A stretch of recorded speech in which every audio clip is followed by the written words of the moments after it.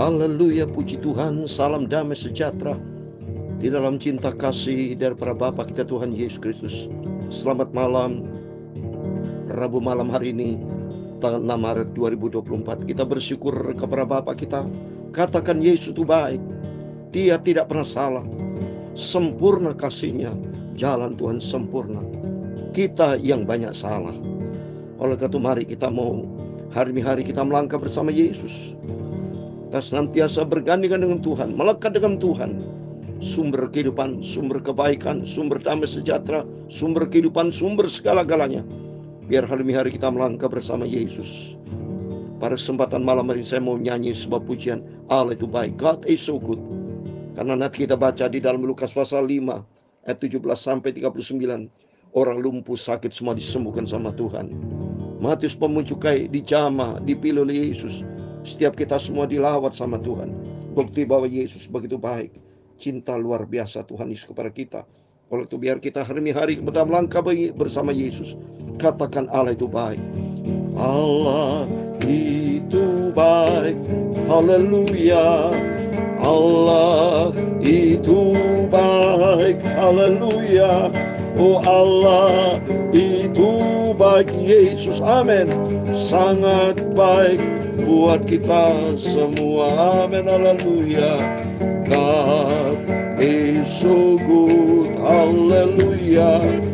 God is so good. Hallelujah.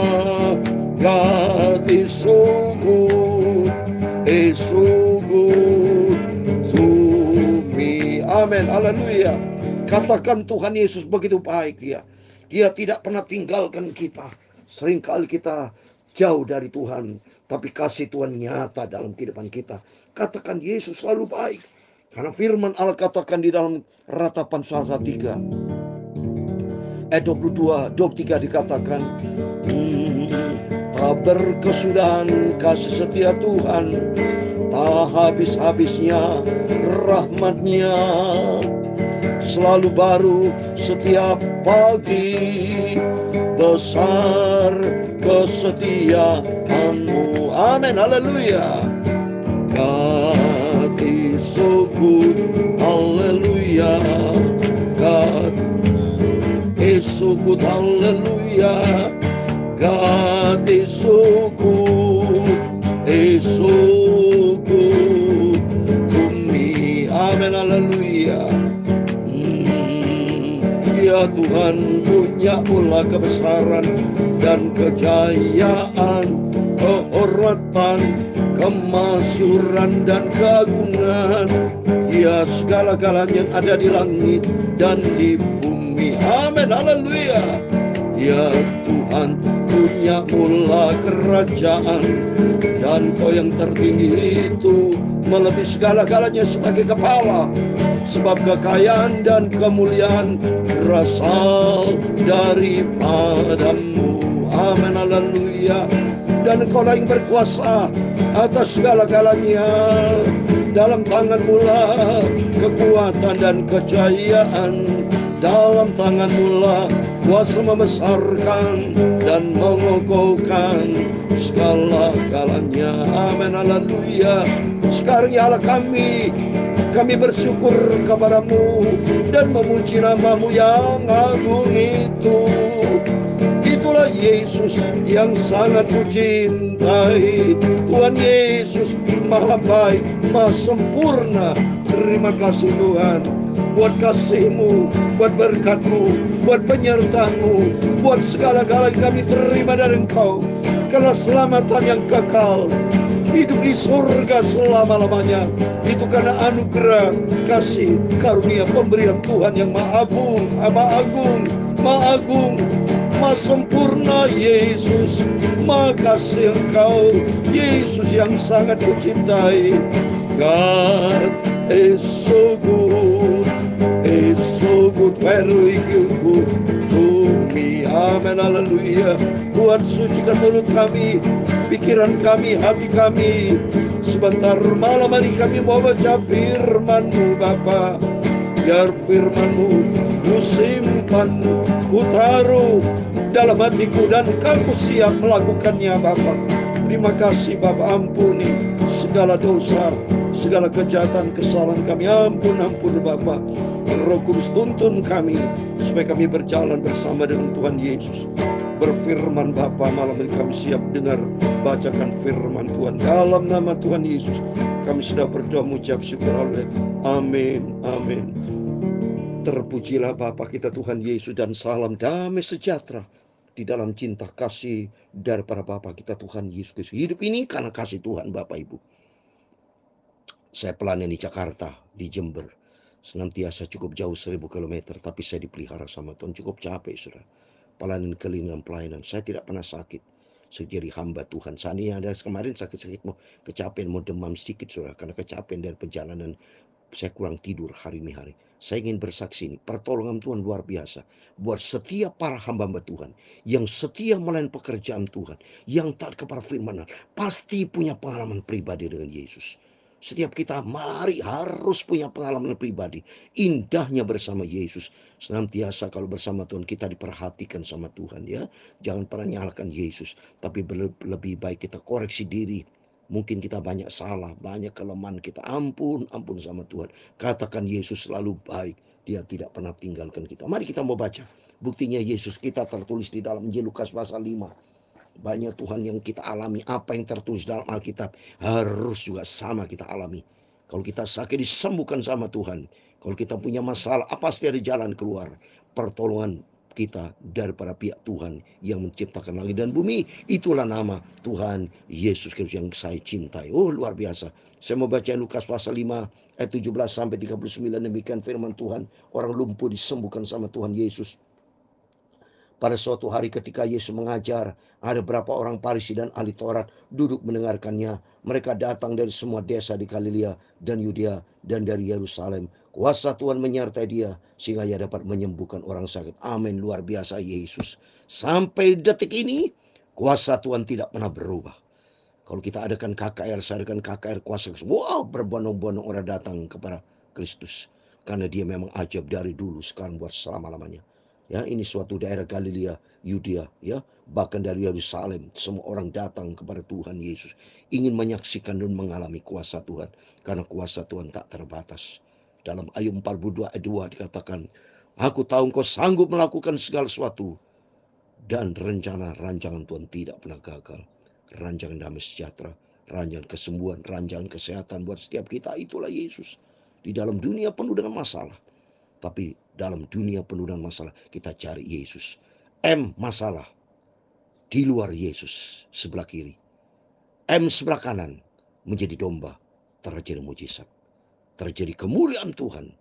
Terjadi perkara yang besar bersama dengan Tuhan. Oleh itu mari, mohon maaf Bapak Ibu, saya istilah, Bapak Ibu jangan pernah jadi kambing, tapi mari menjadi domba-dombanya Tuhan.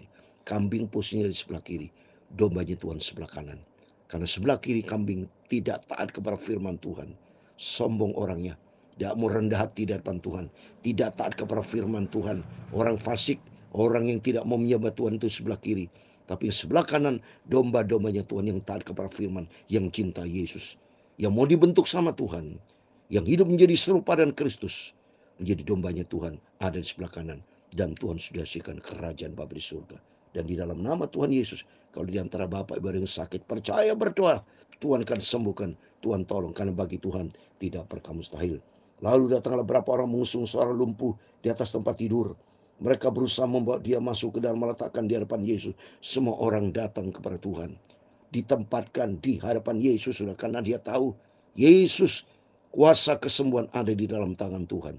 Kuasa mujizat yang ajaib, kuasa Tuhan tak terbatas. Apa aja Tuhan bisa sanggup melakukan, karena dia sumber kehidupan. Dia menciptakan kita dari ujung rambut sampai telapak kaki kita, semua diciptakan sama Tuhan. Begitu agung, begitu mulia, begitu sempurnanya Tuhan Yesus. Dan kita datang kepada Yesus dengan iman, dan Tuhan akan sanggup menolongnya. Ayat 19, karena mereka tidak dapat membawanya masuk, berhubung dengan banyaknya orang di situ, naiklah mereka ke atas atap rumah, lalu membongkar atap itu dan menurunkan orang itu dengan tempat tidurnya ke tengah-tengah orang banyak, tepat di depan Yesus. Coba ini saudara, karena begitu pentingnya mereka mau jumpa dengan Tuhan, begitu rasa haus lapar untuk berjumpa dengan Tuhan, begitu rasa antusias yang tinggi untuk berjumpa dengan Tuhan Yesus. Karena terbukti banyak orang datang ke sini sudah tidak cukup full house, saudara. Ya, karena orang tahu Yesus tuh luar biasa. Yesus ajaib, maha segala-galanya. Ya, sampai diturunkan dari atap rumah, menurunkan orang itu dengan tempat tidurnya. Ketemu orang banyak tepat di depan Yesus karena dia ingin menikmati kuasa kesembuhan, ingin melihat kuasa Tuhan yang dahsyat. Karena memang Tuhan itu dahsyat, maha agung, maha mulia, maha segala-galanya. Ayat 20. Ketika Yesus melihat iman mereka, berkatalah ia, hai saudara-saudara, dosamu sudah ampun. Oh, dahsyat, saudara. Setiap orang sama Tuhan itu selalu dapat good news. Asal kita percaya kepada Tuhan, dosa diampuni sama Tuhan. Setiap kita tidak terlepas dari dosa. Karena dari sejak awal manusia pertama jatuh di dalam dosa, sampai saat ini berkesinambungan manusia rentan terhadap dosa. Tapi demikian juga kalau kita jatuh di dalam dosa, ada peluang, itu datanglah kepada Yesus. Tapi jangan mempermainkan Tuhan. Galatia 6 ayat 7, jangan sesat. Allah tidak memberikan dirinya dipermainkan. Apa yang tabur orang itu akan dituanya. Mari, kalau kita berdosa kepada Tuhan, minta ampun sama Tuhan, bertobat. Jangan hidup di dalam dosa. Karena kuasa Tuhan ini dahsyat. Kuasa Tuhan ikut Yesus luar biasa. Tuhan itu maha baik, maha segala-galanya. Oleh itu jangan pernah mempermainkan Tuhan. Setiap orang yang sakit disembuhkan sama Tuhan, bahkan dosanya diampuni. Tapi ahli Taurat dan orang Farisi berpikir dalam hatinya, siapakah orang yang dapat mujat Allah ini? Siapa dapat mengampuni dosa selain daripada Allah sendiri? Dia tidak tahu bahwa Yesus itu Allah, saudara. Maka dia bilang ini ngomong sendiri loh. Siapa yang dapat mengampuni dosa selain daripada Allah sendiri? Allah sendiri yang punya hak, punya otoritas mengampuni dosa. Tapi kalau Yesus mengampuni dosa, berarti di dalam Yesus itu memang ada Allah dan dia adalah Allah sendiri. Ya, seperti di dalam 1 Timotius 5 ayat 20. Malah Yesus Kristus kita ada di dalam yang benar dan dia adalah Allah yang benar dan hidup yang kekal. Baca 1 Yohanes 5 ayat 20. Karena mereka tidak percaya, tidak tahu bahwa Yesus adalah Allah, saudara. Ya. Ayat 22, akan Nabi Yesus mengetahui pikiran mereka, lalu berkata kepada mereka, apa yang kamu pikirkan dalam hatimu? Manakah lebih mudah mengatakan dosamu sudah diampuni, atau mengatakan bangunlah dan berjalanlah? Tapi supaya kamu tahu bahwa di dunia ini hanya manusia berkuasa mengampuni dosa. Berkatalah kepada orang lumpuh itu, kepadamu kukatakan, bangunlah, angkatlah tempat tidurmu, dan pulanglah ke rumahmu. Dahsyat. Oh Yesus. Jadi kita imani, kita bersyukur kepada Tuhan. Kita berterima kasih kepada Tuhan. Sungguh atas rahmat anugerah Tuhan, kita memiliki iman seperti yang Yesus katakan. Kita imani Yesus adalah Allah, itu iman. Ya, karena Yesus berkata, anak manusia berkuasa mengampuni dosa. Anak manusia berkuasa, berarti dia Allah. Kalau tidak, Allah tidak bisa mengampuni dosa. Saudara. Saya tidak bisa mengampuni dosa, saudara. Yang paling bisa saya kerjakan adalah memaafkan, tapi mengampuni dosa tidak bisa. Yang punya kapasitas itu adalah Yesus karena dia Allah. Ya, demikian juga mari semua orang takjub lalu memuliakan Allah dan mereka sangat takut katanya. Hari ini kami telah menyaksikan hal yang sangat mengherankan. Luar biasa, saudara.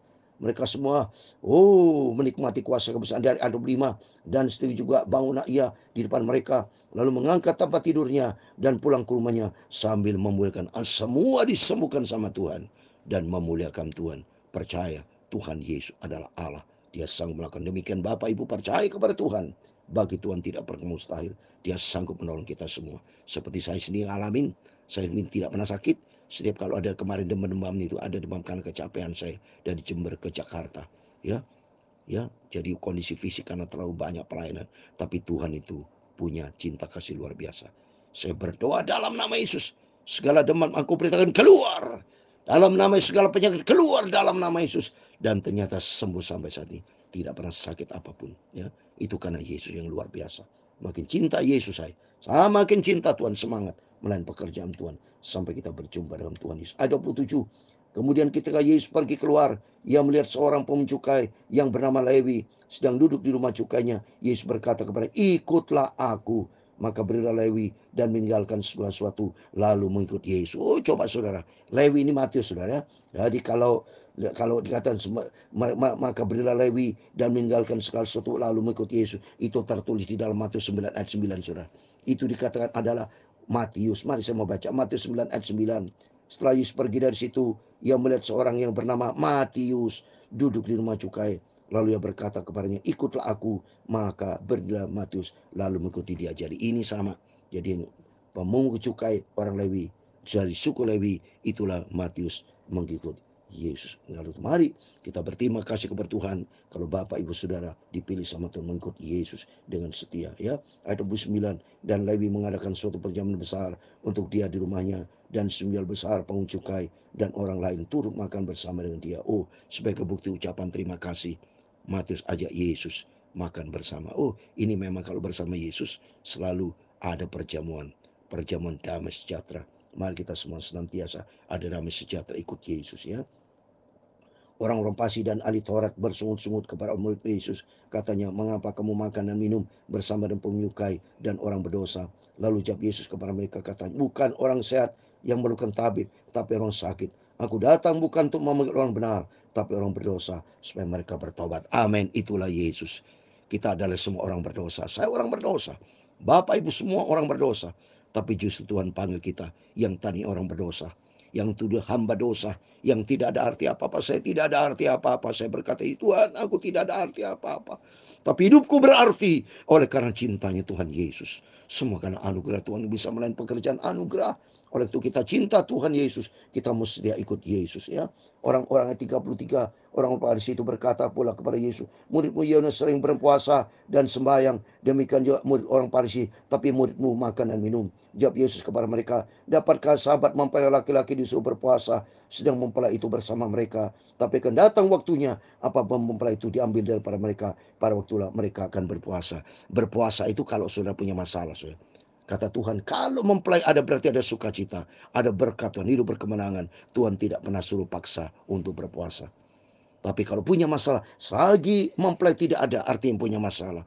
Ada pergumulan, ya. Kalau kau bersama Yesus, ada kuasa mujizat Tuhan. Tapi di luar Yesus, ya, air menjadi anggur karena di Yesus. Tidak ada Yesus, tidak bisa air menjadi anggur. Lazarus bangkit karena di Yesus. Tidak ada Yesus, tidak ada mujizat.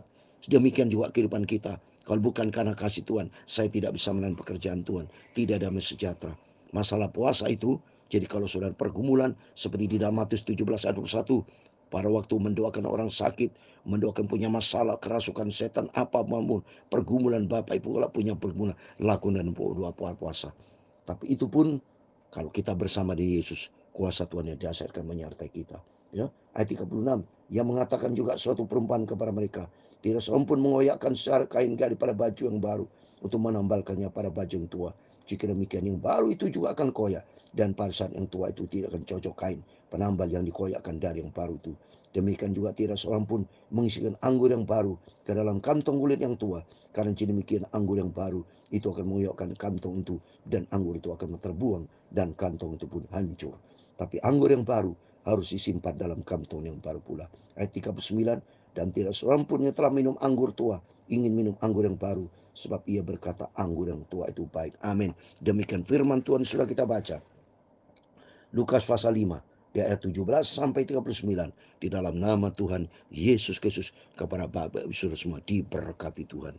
Dan kalau saya jelaskan ini, ada kain yang tua ditambalkan pada baju yang tua, dan ada kain baju yang baru tidak bisa ditambalkan baju yang tua. Artinya ini masalah hidup baru, saudara. Di dalam Yesus ada anggur yang baru.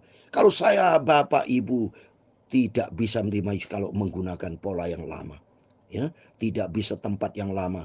Ada Yesus, tidak bisa, saudara. Kehidupan kita harus buang kehidupan yang lama. Ada kerinduan dari kita, ada anggur yang baru, ada tempat yang baru. Kita menjadi ciptaan yang baru. Baru Tuhan kan proses. Kalau kita keras kepala, tidak mau terima Yesus, tidak bisa, saudara. Ya, Tuhan tidak mau. Ya, maka Tuhan berkata, aku berdiri di depan pintu. Baru siapa membuka pintunya, baru kau masuk. Demikian juga mari kita mau siapkan hati kita, mau diisi dengan anggur yang baru, diganti dengan kantong kulit yang baru. Ya, tidak bisa kantong kulit yang tua, susah, sobek, dia hancur. Jadi artinya, mari maunya Tuhan supaya kita hidup yang baru. Di dalam Kristus adalah ciptaan yang baru. Karena Tuhan mau nanti kita masuk dalam kerajaan surga. Di dalam Wahyu pasal 21, tidak ada lagi langit yang lama. Langit yang lama, bumi yang lama, tidak ada lagi. Ciptaan yang lama tidak ada. Kita tidak bisa masuk surga kalau kita menggunakan kehidupan yang lama. Waktu Yesus berkata dalam Yohanes pasal 3 kepada Nikodemus, kalau kamu tidak dilahirkan air dan roh, tidak menjadi hidup yang baru, tidak bisa masuk dalam kerajaan Allah. Jadi masuk dalam kerajaan surga itu anggur yang baru, menggunakan hati yang baru. Ya, mari kita melalui firman Tuhan ini. biar kita senantiasa diperbarui. Kita ingat cintanya Tuhan. Katakan Allah itu baik. Dan kita bertobat. Kita mencintai Yesus. Kita menggunakan senantiasa kehidupan yang baru, ciptaan yang baru, sifat yang baru, senantiasa ada dalam kehidupan kita. Sehingga kita menjadi serupa dengan Kristus. Biar hari demi hari kita melangkah bersama dengan Tuhan Yesus. Amin. Allah itu baik. Haleluya. Allah itu baik. Amin. Haleluya. Oh Allah itu baik. Sungguh baik dalam kehidupanku. Amin. Haleluya. God is so good. Hallelujah. Oh, God is so good. Amen. Hallelujah. Oh, God is so good. Is so good to me. Amen. Hallelujah. Tuhan memberkati engkau dan melindungi engkau. Tuhan menyinari engkau dengan wajah-Nya dan memberi engkau kasih karunia. Tuhan menghadapkan wajah-Nya kepadamu dan memberi engkau damai sejahtera. Bapa kami di surga, dikuduskan nama-Mu, datanglah kerajaan-Mu, jadilah kehendak-Mu di bumi seperti di surga. Berikan kami pada hari ini makanan kami secukupnya, dan ampunilah kami akan kesalahan kami seperti kami juga mengampuni orang bersalah kepada kami. Dan jangan membawa kami ke dalam pencobaan, tetapi lepaskanlah kami daripada yang jahat. Karena Engkau-lah yang mempunyai kerajaan dan kuasa dan kemuliaan sampai selama-lamanya. Amin. Tuhan memberkati kita semua. Mari kita senantiasa berterima kasih kepada Tuhan, dan kita mencinta Tuhan. Biar kita jadikan hati kita menjadi tempat anggur yang baru, disimpan dalam kantong yang baru. Ayat 38. Tetapi anggur yang baru harus disimpan dalam kantong yang baru pula. Amin. Kantong yang baru, hati kita baru, jadi ciptaan Kristus yang baru. Maka anggur yang baru kita senantiasa diperbarui terus menerus sampai kita berjumpa dengan Tuhan Yesus. Seperti di dalam Kolose pasal 3 ayat 10 dikatakan biar diperbarui, ya, batin kita diperbarui. Saya mau baca Kolose pasal 3 ayat 10 dikatakan, dan telah mengenakan manusia baru yang terus menerus diperbarui untuk memperoleh pengetahuan yang benar menurut gambar halinya. Mari kita senantiasa tempatkan kehidupan kita anggur yang baru. Itulah Yesus. Hari-hari kita diperbarui. Jangan gunakan ciptaan yang lama, enggak laku. Masuk di surga ada ciptaan yang baru, anggur yang baru bersama Yesus. Amin. Tuhan memberkati kita semua. Tuhan bersama kita. Immanuel. Puji Tuhan. Haleluya. Amin.